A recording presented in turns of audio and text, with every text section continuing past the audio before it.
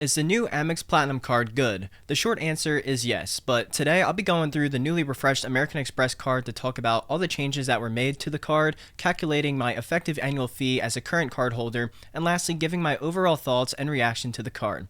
If that sounds like a plan, sit back, grab a drink, and let's get started. So the Platinum card's annual fee has increased by $200, going from $695 to $895, and the authorized user fee is still $195. And it looks like we're still getting as high as language, up to 175,000 membership reward points for $8,000 in spend.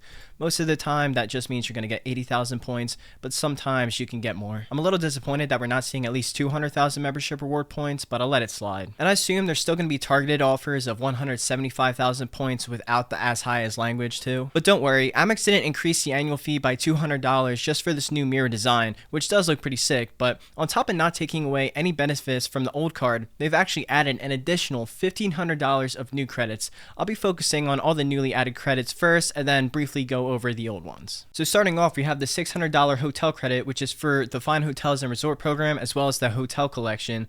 And with Fine Hotels and Resort, if you use this credit, it's actually still a one-night minimum, and for the hotel collection, it's a two-night minimum. But the $600 is broken into two $300 biannual credits, which like I said, you can either use for Fine Hotels and Resorts or the hotel collection. And this is a $400 increase from the previous FHR credit, which is pretty good. And even though it's breaking up biannually, you still get $100 more per credit. Next up, we now get a $120 Uber One credit, which basically just covers an Uber One subscription. This gives you some discounts as well as free delivery on Uber Eats. This credit's kind of comparable to Dash Pass on the Sapphire Reserve, where it's going to be useful, but I'm not going to value it at all since I wouldn't get it if I didn't have the card. And one of the biggest new credits, we have a $400 Resi credit. And if you don't know Resi, it's basically a reservation service that Amex owns. And unlike Chase's Sapphire tables, Resi actually has a good amount of restaurants, even if you're not in a big city. And this $400 is broken into $100 quarterly credits, but this is still $50 more than the Amex Gold Resi credit. So I know a lot of people are already stoked about this credit, and I'm really excited to be using it. I'm actually going to try and squeeze one in before the end of the month for quarter 3, since I'd be missing out on that $100 if I didn't. And we have the digital entertainment credit, which isn't new, but it's now $300. And if you actually go into the fine print,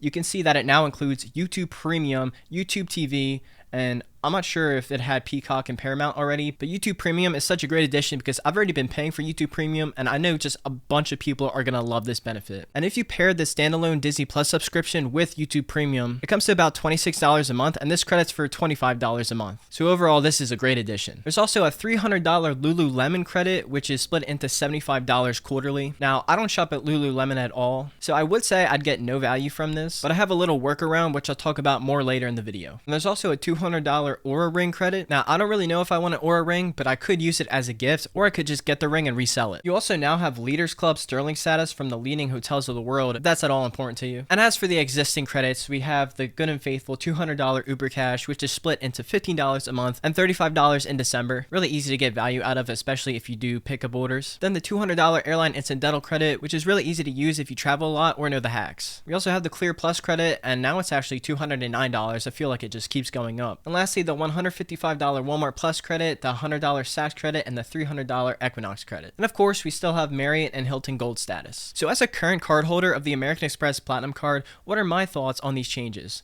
Well, I always think it's best to let the math do the deciding instead of emotions when it comes to credit cards, which is exactly what I'm going to be doing next. I made this spreadsheet to not only calculate my effective fee on this new card, but to also compare it to my effective annual fee on the old card to see if this refresh is giving me more value than its previous version. This spreadsheet will also be available completely for free in the first link in the description down below if you want to run these calculations for yourself. But now onto my calculations. So as it stands, I have an $895 effective annual fee on the new card and $695 on the old before running any of my valuations. And as I add my values, they'll obviously go down. As for the $600 FHR credit for the new card, I'm going to give this credit $400 of value. My reasoning for this is that I'm most likely going to use it, but I'm going to be overspending a bit on these hotels since they're overpriced. So I'm taking about $100 of value off each booking. But I think these are very useful credits, and I think I'm going to be using them to meet up with other people in the credit card community, whether that be for a collab or just a meetup. Or I could use it as a staycation or a little date night. So let me input that, $400. I also added a note section so you can kind of describe why you're giving each credit the valuation you are, but since I'm talking out loud, I'm not going to type into that. For the $400 Resi credit, I'm going to give $300 of value, and that's due to the fact that I'm going to value each dinner at around $75 because I don't really eat more than that, and then anything else would just be a tip to the waiter. But $75 is a pretty good meal for me and my girlfriend and maybe even someone else, so I think that's a good value there. And with those 2 credits alone, I now have an effective annual fee of $195. As for the digital entertainment credit, I have Disney Plus and I have YouTube Premium, and that's about $26 a month, and for a $300 credit, that's $25 a month, so I'm going to be getting the full $300 of value there. I'm really happy about that. And that now makes us net positive with a negative $105 effective annual fee. And we're only 3 credits in. Now onto the $300 Lululemon credit, which is $75 quarterly. I said I had a little trick up my sleeve, and most of you guys are going to guess it, but that's being gift cards. So obviously I'm going to test to see if this works, and if not, then I just have a $75 Lululemon gift card. But if I do get credited for the gift card, I can save the $75 credits 4 times a year, then say get a gift for my girlfriend. And even though I wouldn't spend $300 on say 2 clothing items, I would spend about $100, which is where my value is going to come from for this credit. So $100. For the $200 Aura ring, I wasn't planning on getting my own. I could gift it, but I think the best course of action for me is to get it and then sell it. I think I can easily sell this ring for at least $80, so I'm going to put $80 of value there. For the Uber One subscription, even though it will be useful, I'm not going to give any value because I wouldn't have it if I didn't have this card. For the $200 Uber Cash credit, I'm going to give this the full $200 value as I naturally use this no problem. Airline fee, I'm also going to give $200 because that's really easy to liquidate. Walmart Plus, I am going to give $0. I know people say it's kind of like an alternative to Amazon, and I know you can also get, I think, Paramount Plus for free and like 25% off Burger King, but that doesn't really give me any value. As for the $100 Saks credit, I can confidently give this around $30 because for a $50 semi-annual credit, I can get an item that I'd probably buy for around $15, which is where I get that $30 value from. $300 Equinox credit, obviously $300. Lounge access, just kidding guys, just kidding. $0 for Equinox. Lounge access, I'm gonna give just I don't know, I have a Sapphire Lounge at my home airport, so I'd much rather go there, but I know I am going to be traveling more in 2026, and that means there probably won't be a Sapphire Lounge everywhere I go, so an Amex Lounge will probably cover me a lot more. I'm gonna just give it a conservative value of, let me say $50, because that's about how much I would pay for access to lounges for a year. As for Hilton Gold, I already have a card with Hilton Gold, so I'm gonna give $0 of value there, even though that does come in clutch. And then $0 for Marriott. So with this, as you can see, I have an effective annual fee of negative $765, meaning I'm getting about 2 times the value as I'm paying for the card. So I'm definitely gonna keep this in mind because that's a lot of value, but I'll talk about that later in the video. As for the old version, I'll just go through it quickly. $0 for FHR because that credit's just too low. I got the full $240 from the digital entertainment credit with the Disney bundle. I got the full $200 in Uber Cash, $200 airline, $0 for Clear Plus, $0 Walmart, $30 for Saks, $0 Equinox, and the same $50 for lounge access. So this only gives me a negative $25 effective annual fee on the old card. So for a $200 annual fee increase, I'm getting $740 more value, which is really insane. And like I said, this effective annual fee calculator is going to be completely for free in the first link in the description. So feel free to download it and try it out for yourself, and then comment below what your effective annual fee is. So after going through all my personal valuations for each of these credits,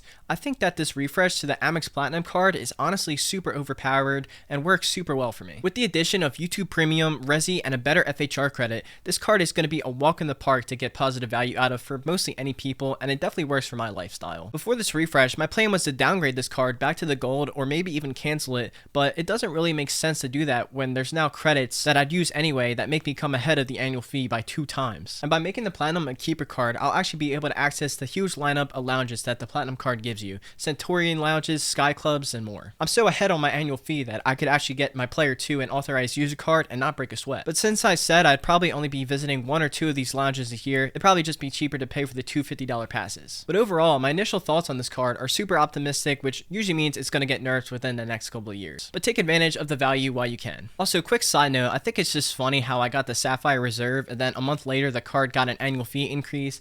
And then I just got the Amex Platinum card about a month ago, and now it just had an annual fee increase. For the sake of everyone, I'll try to stay away from your favorite credit cards, but no promises. Also, one last thing, make sure you remember to enroll in all of these credits and benefits. That way you don't let any dollar go to waste. You can just go to the benefits tab through Amex and then go through each one to activate it. You're welcome. But that's all I have for y'all today. I just wanted to make a video about all these huge changes on the most controversial card on the market, the American Express Platinum. I hope you guys got some value, whether that was through the free spreadsheet provided in the description or just being entertained. I'd love for y'all to keep this conversation going in the comments below about whether or not you're going to get the new American Express Platinum card or keep it if you already have it, and also what your effective annual fees are. If you guys want to apply for the new American Express Platinum card, I have a link where you can apply in the description below, which will directly support the free content I provide on this channel. You can also pick up some merch over on my website, whether that be our $12 t-shirts or our premium hoodies to prepare for the winter. Thank you guys so much in advance. Please consider leaving a like and subscribing if you enjoyed this video, because just like credit card points, it's free. Apparently only 10% of you guys are subscribed, so let's try and get that number up a bit. If you guys want to see why I got the Amex Platinum card at age 21, consider watching this video next.